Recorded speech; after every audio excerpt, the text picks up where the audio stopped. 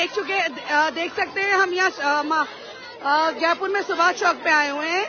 यहाँ पर लड़कियां इकट्ठी है, मुसलमान लड़कियों को जो बाबा मुकुंद आचार्य है, जो अभी हाल ही में एमएलए बना है, जो कि खुद एक भगवा रंग का कपड़ा पहन के घूमता है, विधानसभा में अपनी भगवा ड्रेस लेके जाता है, पहन के जाता है।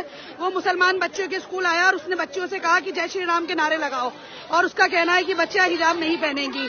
तो ये लोग आखिर चाहते क्या है? ये लोग, इनकी मन मर्जी कब तक चलेगी?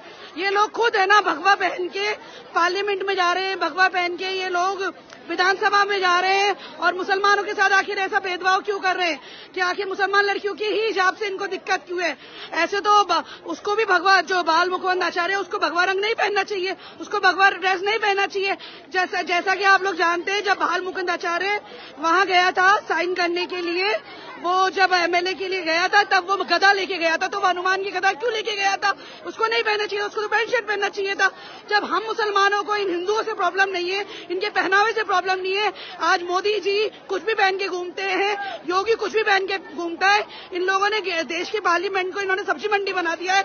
हम मुसलमान कुछ भी नहीं कहते, तो फिर ये मुसलमानों को जीने क्यों नहीं देते? क्यों ये देश के संविधान को बदलना चाहते हैं? क्यों ये देश के संविधान को तोड़ रहे हैं? क्या ये लोग वैसे मनमानी करते रहेंगे और आप सब लोग चुपचाप बैठे देखते रहेंगे? आखिर जयपुर में, जो कि ये 4 दरवाजे में जहां मुसलमानों की गढ़ माना जाता है जयपुर के अंदर, उस जगह मुसलमान बच्चों से बाबा कह रहा है कि जय श्री राम के नारे लगवाओ। जब इनकी इतनी हिम्मत हो रही है कि ये मुसलमान इलाके में आके मुसलमान बच्चों से जय श्री राम के नारे लगवाने की बात कर रहे हैं, तो सोचे आप, मुसलमान जहाँ पे आबादी कम है वहाँ ये लोग क्या हासिल करेंगे? आखिर आप लोग कब तक डरते रहेंगे? ये डर छोड़ दीजिए, ये डर छोड़िए और यह मुसलमान बच्चे का साथ दिए। आज हमारी आई है, कल आपकी भी आएगी।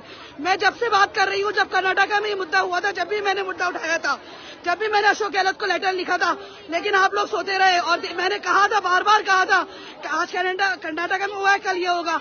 इससे ज्यादा क्या होगा? शर्म आने की बात है मुसलमानों के लिए। उनको डूब मरना चाहिए कि मुसलमानों